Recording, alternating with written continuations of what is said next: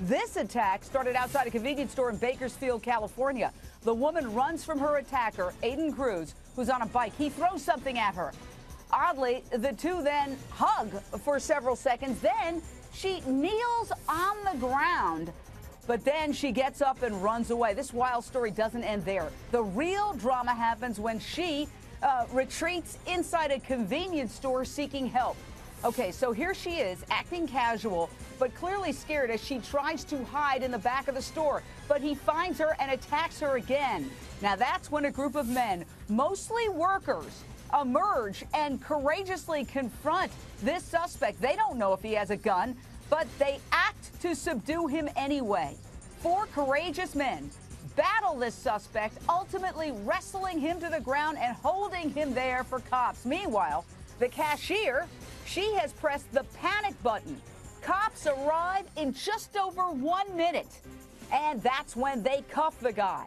I want to hear what you have to say about this. Call me 1-877-JVM says. We've got a fantastic Lions Den debate panel tonight. But first, out to Isidro Cortez. You were working inside the store. You heroically confronted this man, pulled the woman away from this attacker as the other employees wrestled him to the ground. Tell me about your decision-making process. Were you scared? Did you wonder if he had a gun? What was your gut reaction? What did you do, Isidro? Hi. No, just the first reaction was to break them apart and, trying to get them away from each other.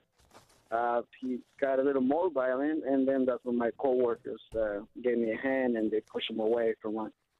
Now, the woman, she was clearly terrified. We see that on the video at one point, but apparently she's also saying, leave him alone, like a typical codependent victim of relationship abuse. She's kind of defending him at the same time, Isidro? Yes, correct. She's all scared and crying, and I figured confused, asking my coworkers to leave him alone, let him go. He was yelling at her to let him go, too, but I don't know. I guess at the moment she was just too confused to figure out what was going on, and after a few minutes, she kind of cooled down, and she just stopped saying anything, just stay quiet. What about this guy, this cowardly guy who's beaten up on a woman that you subdued? I understand, first of all, he only spent 3 days in jail. That's my understanding. He got a fine of about $1,000, 3 years probation, community service. Well, I think he should have gotten a lot more. But, and we've got law enforcement on the phone, cops say the woman not only begged employees to let him go, she pleaded with the cops, don't charge him. All right, I want to go to Ray Pruitt, Public Information Officer for Kern County Sheriff's Office. Again, this woman, who we see being beaten up by this guy on video, is pleading with the cops, don't arrest him? Sir?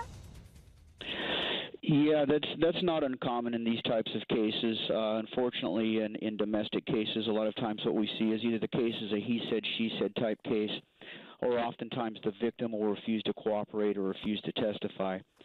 Fortunately, in this case, we had video surveillance of the entire incident, so we had some really